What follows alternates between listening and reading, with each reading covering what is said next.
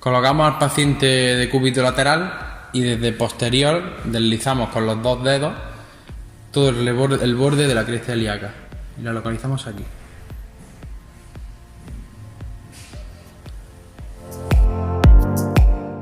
Para localizar la espina ilíaca posterior superior, colocamos al paciente de cúbito prono.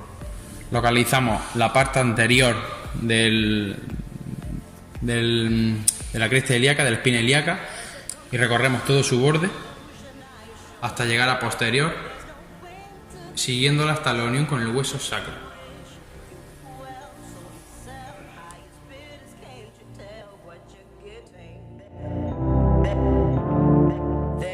Para localizar la tuberosidad isquiática, pondremos al paciente de cúbito prono. Palparemos con el borde medial del primer dedo hacia craneal, hacia el principio del pliegue glúteo. Esa tuberosidad que nos encontramos ahí corresponde a la tuberosidad isquiática.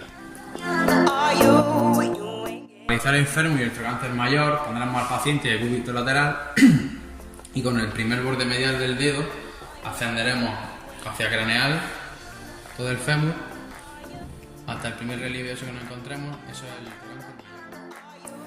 Colocamos al paciente de cúbito supino y con una flexión de cadera y de rodilla. Realizaremos una toma en dirección caudocraneal para palpar la superficie condílea correspondiente al extremo distal del fémur.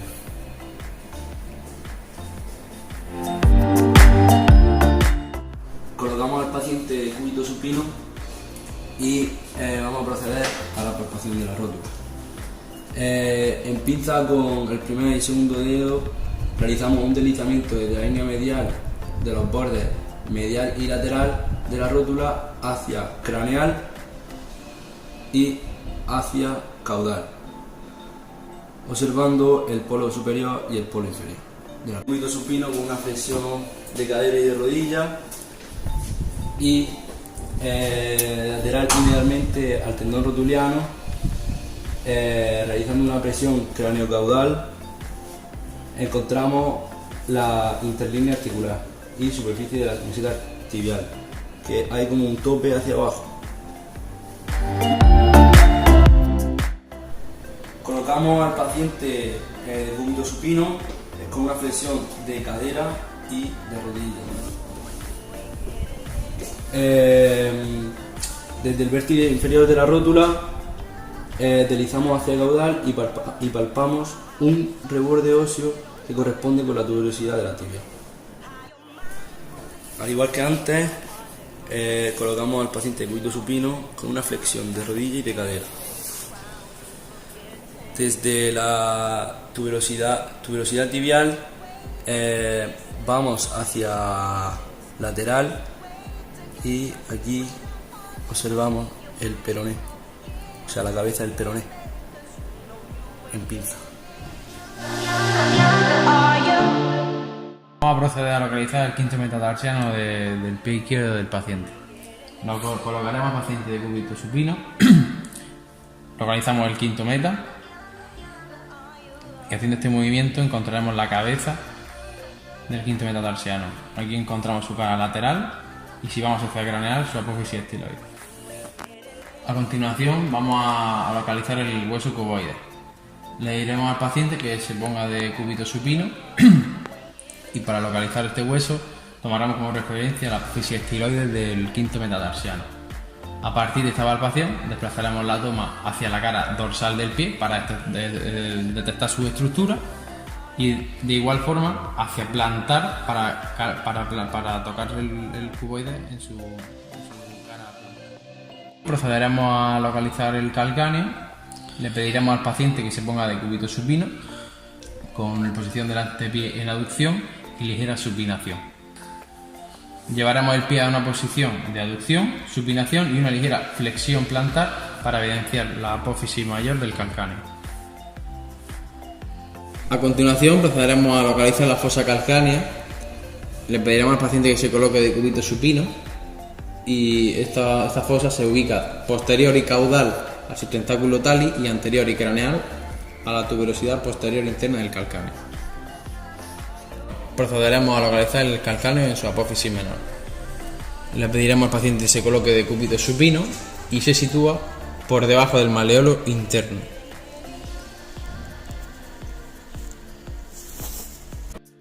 A continuación, en la cara posterior del tobillo y del pie podemos observar y palpar el maleolo interno. En la zona más lateral está el maleolo externo y aquí en la más hacia caudal encontramos la cara posterior del calcáneo y por aquí más o menos la apófisis menor del calcáneo.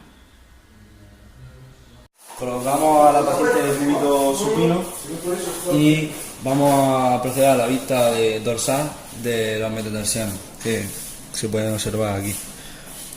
Luego, con una supinación del pie, observamos el astrágalo anteriormente y posteriormente, una fosita que hay aquí, está el cuello del astrágalo. Vamos a proceder a localizar el astrágalo en su cara externa del cuello del astrágalo y su apófisis externa del astrágalo. Vamos a colocar al paciente de cúbito supino y desde una posición totalmente neutra del paciente palpamos con nuestro segundo dedo por delante y por el interior del maleolo externo. Para localizar la apófisis externa del astrágalo volveremos a colocar el pie en una posición neutra y esta apófisis se sitúa caudal a la interlínea astrágalo-calcánea. A continuación vamos a localizar la cara interna del cuello del astrágalo. De cúbito supino se encuentra el paciente y se ubica entre los tendones del músculo tibial anterior y tibial posterior. El tubérculo postero externo se palpa lateral al tendón de Aquiles. Procederemos a palpar la primera cuña. Le pediremos al paciente que se coloque de cúbito supino. Le pediremos una flexión dorsal del pie que nos marcará la inserción del tibial anterior. Y por tanto, la inserción en la primera cuña, que se encuentra aquí. A continuación procederemos a palpar el primer metatarsiano. Le pediremos al paciente que se ponga de cúbito supino y tomaremos en pinza entre el primer y el segundo dedo de la articulación metatarsiofalángica y nos dirigiremos hacia distal. En la cara plantar palparemos la cabeza de los huesos sesamoideos y si continuamos hacia posterior palparemos la cara lateral del primer metatarsiano hasta el tubérculo posterolateral de la base del primer metatarsiano.